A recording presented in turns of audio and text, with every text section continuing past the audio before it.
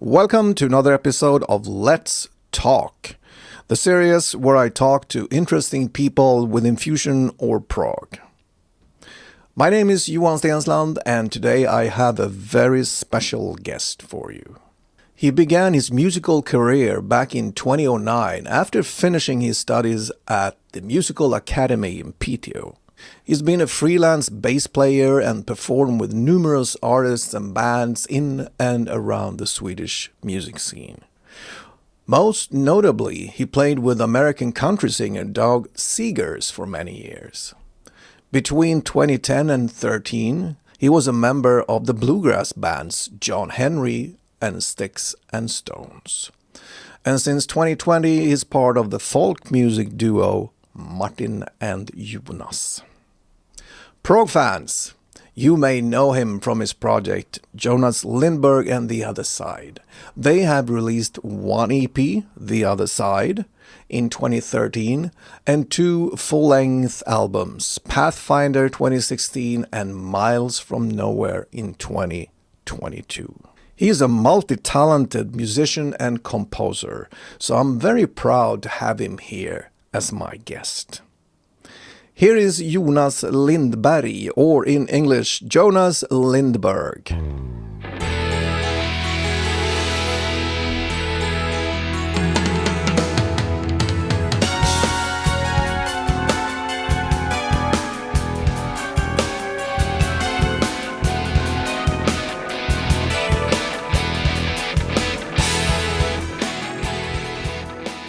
Jonas Lindberg, Jonas Lindberg. Welcome to Johan Stensland Music. Thanks. It's an honor to have you here as a guest. I'm so glad you wanted to come. Yeah, it's an honor to be here. I want to tell our listeners and viewers that we're both Swedish, even though you're from the northern parts. But now you're in Stockholm, right? Yeah, I live in Gustavsberg, outside Stockholm. So we are like 50 minutes from each other by train. I'm in Strängnäs. Oh yeah. So we're not that far from each other, and we're both Swedish, but we don't know each other. This is the first time we speak. Yeah. So we might know of each other, but we don't know each other yet. All right, so I want to talk to you about two things mainly, and that is composition and education. So those are the two themes we're going to talk about today. So I read something interesting 10 years ago, something. Stephen King, the writer, he says that he always have, and many fiction writers have this, they have a certain person in mind when they write. So they write for this person always. And I think that can be true for musicians and composers as well. Do you think like this? And who, in that case, do you write for? I write mostly for myself, actually. You do that? I'm a music fan. So I tend to write stuff that I think that I would like to hear. Aha. In the first place. So you are your own secret listener? Yeah. Okay, gotcha. So when you compose, there is this phrase, simple yet profound. What does that phrase mean to you? Well, that music is can be simple, but still got a lot of depth to it. I think most or very often, I think that music is less is more. Sounds strange when it comes to me. It's like if it's a simple melody or a simple riff, it's harder. Yes, you want to like strip it down as much as possible. Yeah, so that each part is actually kind of simple to play or sing, or the lyrics aren't too fleshed out, maybe. Okay. That's what it means to me. Yeah. So if someone were to describe your compositions or your music with The Other Side as simple yet profound, How would you feel about that? Would you be proud, or would you be like, oh no, that's not me? No, I feel it will be fun. As as I said, that much music that I listen to is I think it's better when it's simple. Yeah, as simple as possible, but not simpler. Yeah, Simple but not too simple. yeah, I think a good example of a record like that would be Purple's Machine. It's very cool. Yeah. Way through, yet it's very difficult to play that. To play that scene. it is, because you have to have a certain feel, a certain groove, a certain rock vibe to do that and do it correctly. Yeah. Good musicians, like jazz musicians, they sometimes try to play Deep Purple, and they fail because they don't have that a rock attitude. Like It's a feel, it's a musical language, sort of a dialect. yes, yeah. So I want to talk about The Onion. And The Onion is, of course, like a metaphor for a layered composition, like develop what we talked about. And it is a concept that I think is fundamental in progressive rock music. And because we as composers, we want our listeners to come back and listen over and over again and learn something more and be rewarded. Ah, they hear something more. So can you talk about this? So I like to listen to music like that. I like music that I can come back to and discover more layers or more overdubs. So there's a reverb that I didn't notice in the chorus or whatever. And maybe that's how I write music too, or produce music. It starts off simple, like with a very easy guitar riff or chord structure or something. And then I start adding stuff to it, so it becomes a whole after a while. So I sort of do the onion backwards. Yes. So where do you start as a composer? Do you start with a whole onion, or do you start like where do you? No, I start with some melody or something very basic structural riff. Most of the time it's a guitar, like fool around with the guitar. Yeah. You record some idea and you stumble across it. Something. And then that sort of grows. The ideas start growing through that. And then when I start working in the studio, then I start putting other stuff to that, overdubs, add drums, add bass. And then other riffs start adding too. Yeah. It's a matter of what's going to go where. Like a giant puzzle that you're trying to piece together. So do you mainly write on guitar? Is that where you start? Most of the time, it's like that, because that's what I have at home. I have, my studio is not that close to home, and that's where I have all the other keyboards. So, but it depends really what I have around at the time. Yeah. If there's a piano, then I can start coming up with ideas on the piano. Yeah. Because I have a guitar at home, mainly starting that. Yeah, okay. Gotcha.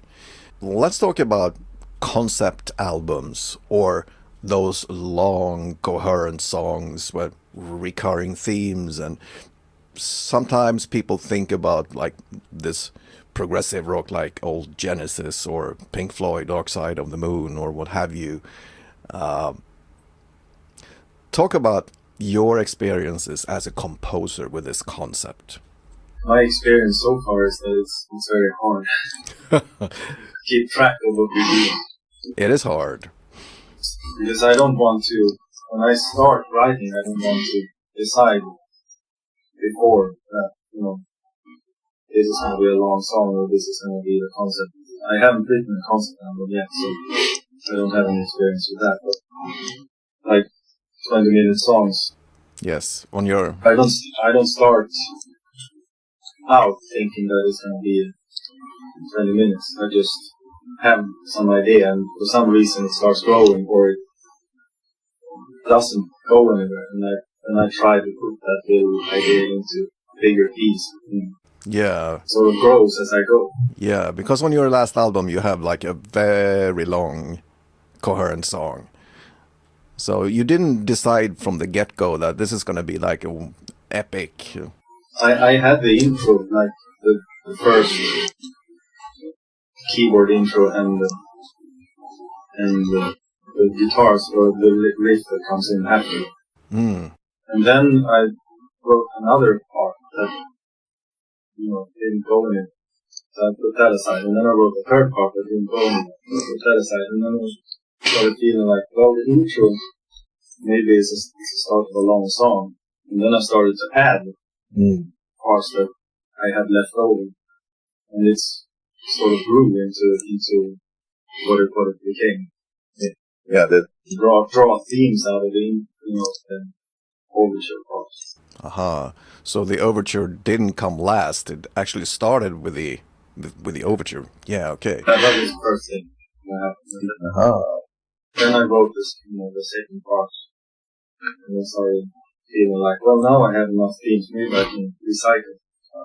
See where it goes. So that first part was so interesting that you could extract pieces of it and start building more. Yeah.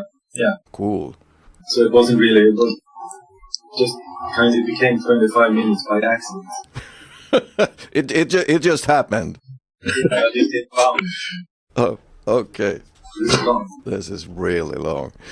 You mentioned that you wrote some pieces that didn't go anywhere, so you had to like discard them. Do you find that hard to do, or is it just that, oh, this isn't good enough, and you just throw it away? Or do you feel like you want to keep it? Is it? It's both. Sometimes I want to keep it. I like the ideas, but it doesn't fit into any context when I'm working. Or it doesn't, once you have an idea, it tends to spawn new ideas. yes. But sometimes they don't, and then you have to put them aside, and maybe they will fit into something that comes later. So it's, sometimes I also throw them away, which is nice. Yeah. But That's rare. Yeah, kill your darlings is another one of those phrases that we have to learn. It's hard sometimes. I think it's hard sometimes. Yeah, I think it's easy to kill my darlings in the demo process, because then you can do whatever you want. But if you have a demo, and my demos tend to be quite finished, yeah. start recording. Yeah. And then when the other musicians start throwing in their ideas, and they might play a melody or a riff different than what I had caught from the beginning. Yes. Then I have to sometimes to kill your darlings moment. Or kill their darlings. Kill them. As long as it's for the better for the song. Yeah. Yeah. Speaking of that, like Jonathan, who's recording drums. Yeah. He very often does some kind of a fill or interesting stuff on the drums that isn't on the demo. Aha. So it feels like when he has played that, I have to write a riff to go with. Aha. A lot of cool stuff comes after he has recorded.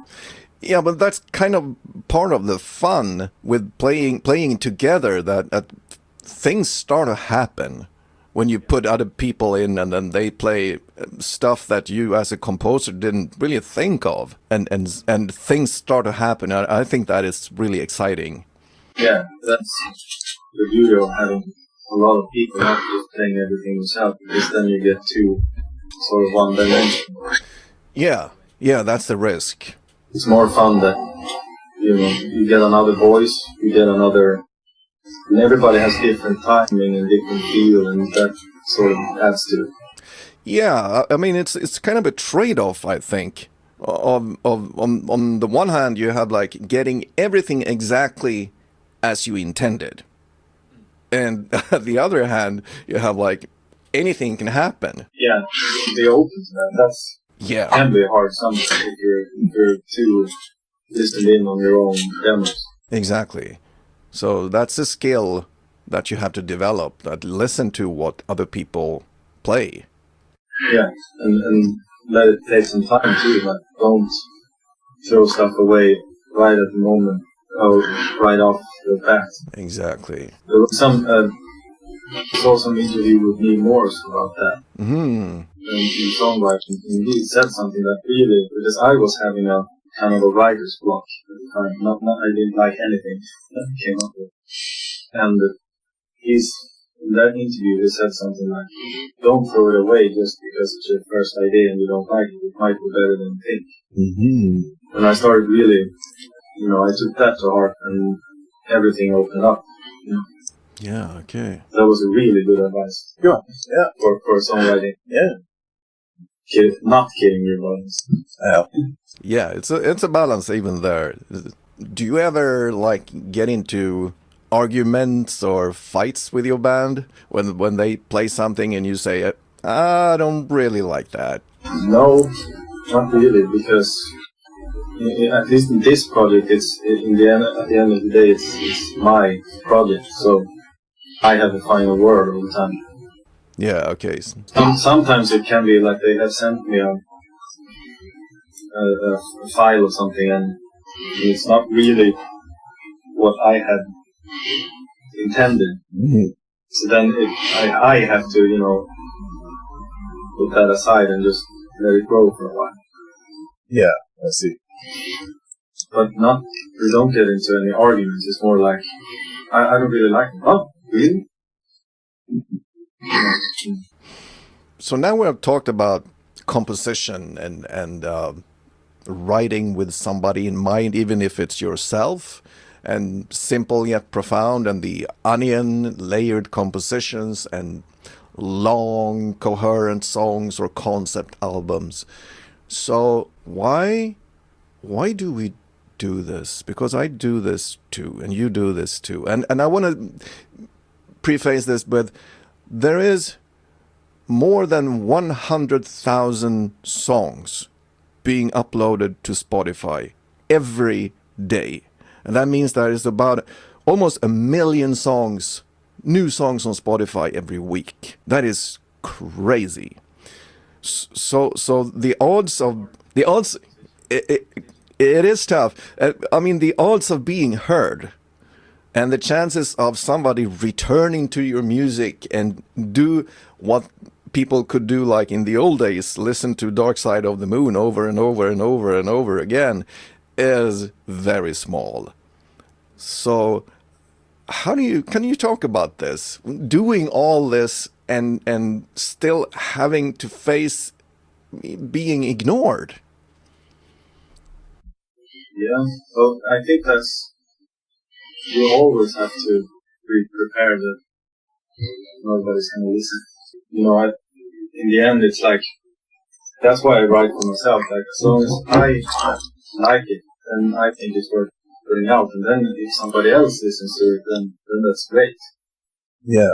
But I'm always prepared that nobody might even hear it. So but I think it's like every artist, whatever art form you're working with, you first and foremost you do it for yourself because you like the process. Yeah. I'm having fun when I write music and when I'm in the studio. Yeah. It's like a painter still writes paintings even though maybe nobody's going to see it. Yeah. So I want to challenge that a little bit. Isn't there a risk that we or you as composers put on, it becomes a defense mechanism? Oh, nobody's going to hear this anyway, so it doesn't really matter to me. So you distance yourself from your composition and you say it doesn't matter if anybody hears it or not. But that's what I want to challenge, because it does matter. Yeah, it does matter. But I think the defense mechanism in that is like, don't be too disappointed if nobody listens to it. It's happened to me too, like I put something out and nobody hears it. Yeah. And that's like Uh, I think that is also a matter of marketing. That the music out in the rights, you can't just upload it to Spotify and expect people to listen to it. Exactly. To do the marketing, you have to send stuff around. Yeah. You know. Yeah. So and that's where the work starts. Up until then, it's just fun. After that, when the marketing starts, that's the work you need to do. Yeah. I want to jump into the next subject, which is education. You have an extensive musical education. Can you talk to us a little bit about that? I began playing the piano in a very young age, 9, I think, in music school. Mm-hmm. Bass in 12. So, and then my bass teacher in music school was the one who thought that I should go to music college. Huh. So I applied for that and got in, and then things just started happening. Like when that ended, what are you gonna do? Oh, I'm gonna go to this school and learn about jazz, and I'm gonna go there. So I found out about this university program in Piteå that was called the Studio Musicians Program. Yeah.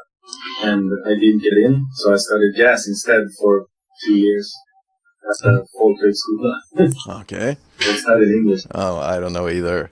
It's a Swedish thing. Yeah. Swedish thing, let's say jazz. Yeah. And after 2 years there, I finally got into a Studio Musicians Program. Aha. Did that for 2 years, and then I also added like teacher's degree too. Ah, okay. So I have a bachelor degree in music and teaching. Yeah, okay. It wasn't a conscious choice from the get-go, but it seems that you were really like motivated. You had like a goal.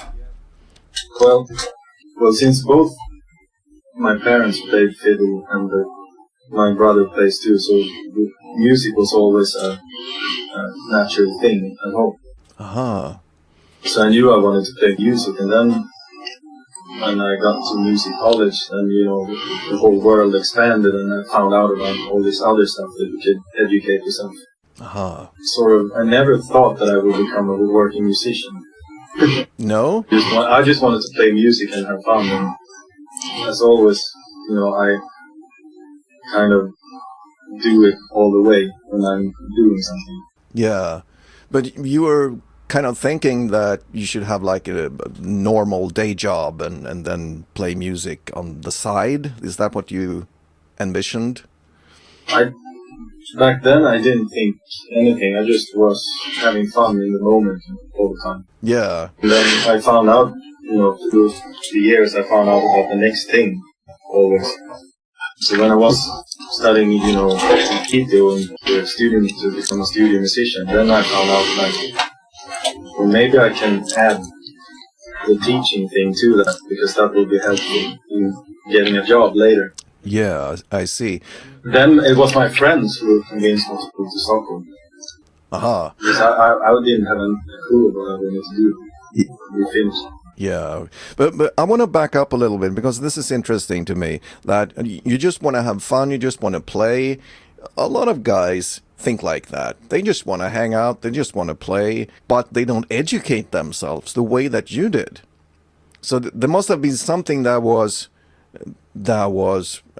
really rewarding for you to learn, like formally learn. Yeah.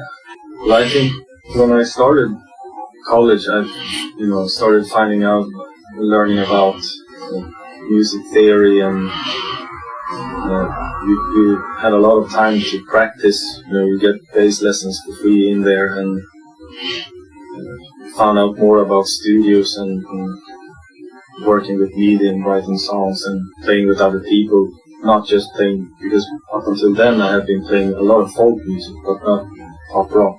I started to do that. So the whole kind of world of music expanded while I was there. Yeah. That sort of spurred me on to to learn more. Yeah. But it's just that's my path. Yeah. Yeah, it's interesting because musicians are so different. My next question is, this is going to be a hard one, I think.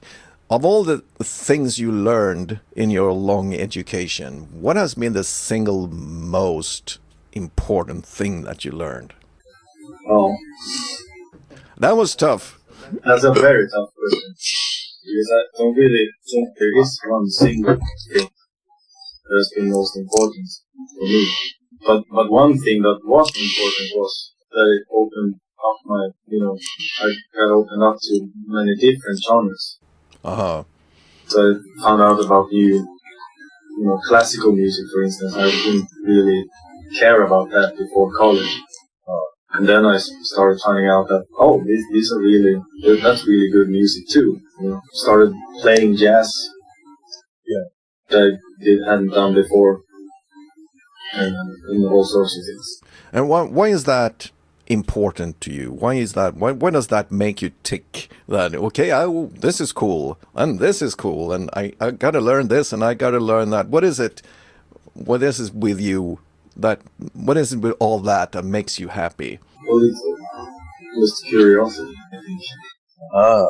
And because that's to me is important as a musician to be able to listen to a lot of different music, and also even though you don't really, jazz is maybe not my go-to genre that I listen to, but I still appreciate it, and there's good music within that genre too that I can learn from and that I can use when I play or write and it certainly helps, knowing how to play jazz. Very helpful. Oh yeah. So if I understand correctly, some of your band members, they are people that you have played with even back since education, right? Can you talk a little bit about that? Yeah, well, not all of the band, but like half the band I started with in Peter. Mm-hmm. So when I started putting together a group of people to play my music, it was only natural to go to them because I knew those guys and I wanted to play with them. Yeah. We're good friends. Yeah. But not all musicians are as well educated as you are.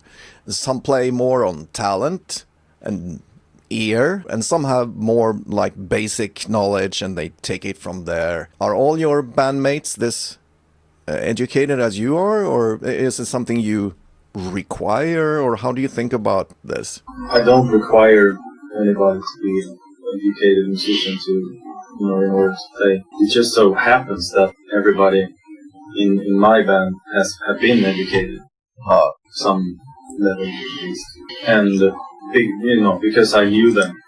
And then when I moved down to Stockholm, I started hanging out more people, and they knew people, and sort of happened that everybody was educated. So it's not something that you require, or they have to know this, or no? Okay. So have you played sometimes with non-educated musicians, people who just play by just mostly on feel? Yeah, all the time. I mean, some of the finest musicians we have in Sweden are not educated. Yeah. How does that differ to you when you play with guys like that? Nothing really. It's a matter of whether people listen or have experience or stuff like that. Oh. It doesn't really matter to me. Like if somebody is educated or not, it's more about which path did they choose to get where they are. Yeah, I see. I think that's wise. Personally, I think about communication when I think about education within music. That is how musicians speak with each other, the lingo they have. You can have like a certain jargon, certain lingo when you talk to somebody who is really educated, and not so much if the person is not. Not in my experience, because as long the people I play with or get to play with are always very experienced and have years of touring behind them. Yeah. So that they always have the same lingo that everybody knows where the chords are. Yeah. Yeah, that they should know. But if you tell them to play Lydian mode, and they go, I haven't come across that yet. No. Or, well, if somebody don't know what that is, then you can always, if they play by ear, you can always play, like, do something like this. yes. And then, oh, yeah. Yeah. Drummers, I think, they are interesting. Because I've played with drummers who play, they never count anything. Even the really hard stuff, the odd times, even like alternating and multiple odd time signatures. They just learn the piece and then they just play it. They sing in their head and they just play it. While other drummers, they have to count everything. It's like subdivisions, groups of twos and threes. And what is your experience with this? And how does it differ? And I think it's a matter of what kind of music you're playing. Like, if you're playing Meshuggah, you have to count. uh-huh. But if you just play something like 7/8 groove, then I think it's more important to just feel the groove and listen to the melodies and follow whatever's going on. Yeah. To count. Yeah. Yeah, I happen to agree with you, because what is the purpose of counting? It's just to understand it, to dissect it, and to get it into your system, right? And then when you have it, then you can play it. Yeah. So, if you just... I have one song on the last album that it goes through Astral Journey, the instrumental song. It goes through I think I used all the time signature. But that was nothing that I intended. I wrote the melody and then I followed it when I recorded, the other music, the other instruments on the demo. And then when I sent it to Jonathan, I had to get him to know what is time signature. Mm-hmm. He really had to count, like, what is this?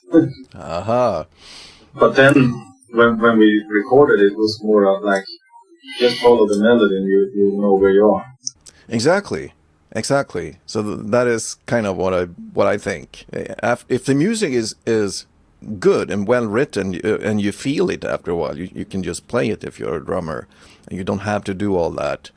It's more like if you have to program it on your computer or make a sheet or something. So I always think it's better if you feel the music, or listen to what's going on, rather than counting exactly where the beat is. Yeah. So all this knowledge and education and everything you learn, is this still as important as it was like 25 or 30 years back, before we had our wonderful computer and toys where we could change everything, we can edit everything, we can do whatever we want in the computer? Is it still that important with all this knowledge? What do you think? I don't know what it was like 30 years ago, because I was still in music. But I think, well, if we're talking about recording music, you have all the editing options now within, let's say, Logic, because I use Logic. But I still think it's necessary to get a great take out of the musicians first, before you start dissecting, because otherwise it's tend to start sounding robotic. Mm-hmm. If a drummer has played really off time, Mm-hmm. and you have to move everything, it doesn't work. And You still need to get a grooving take, and then maybe if it's a little bit off on the downbeat, you can move that a little bit, if it's necessary. yeah, Like recording vocals too, get a good vocal take first before you start tuning. And you can tune if it's necessary. yeah, You don't want like a robot voice. So I don't really think, like, if we go back to education, I don't think it's that different really now when you're recording. Maybe, back then you didn't have, when people were on tape machines, you didn't have the same editing possibilities. Yeah. More important to get a good take from the start. But now I at least feel that it's a bit, liberating. Yeah. That I don't, when I push record, I don't really have to nail it. I can just play. Yeah. So, I don't get tense. Yes. So, but it's important to you to get a good take before we start editing anything. But is it okay to slow everything down at half speed and then play it and then speed it up? That also depends what it is. Like if you're recording vocals, that's not going to work. That's not going to work. Or sounding Mickey Mouse. But I think that goes for other instruments too. The only instrument that might work is on keyboards if you're recording MIDI. Yeah. Then you can slow it down how much you like. Yeah, because it doesn't affect the audio. Yeah. Yeah. So if I understand you correctly, you don't think it differs that much in how we think about education in music today as compared to like 30 years ago, because the knowledge has to be there when you play. The experience has to be there. Yeah. It's like different parts of the education too. Like you have, if you're there to learn, for instance, to play bass better and be a really good bass player, then recordings has nothing really to do with it. You still will get into all the scales and timing, techniques. Yeah. And so that's the same, really. So I think that maybe if you're into music production, education has changed, maybe, but I don't know because I haven't studied that. Yeah. It's been great fun to have you here, Jonas. I'm so glad you wanted to come as my guest. Thank you. It's been great to be on your show. So there you have it, my interview with Jonas Lindberg. Jonas is going to come back to the channel because he's going to do the list. Everybody does the list when they come to my channel, to the Let's Talk shows. So Jonas is going to come back and he's going to give us the 5 most influential musicians to him in his life and his career. So that's going to be very interesting. So stay tuned for that. Thank you so much for watching.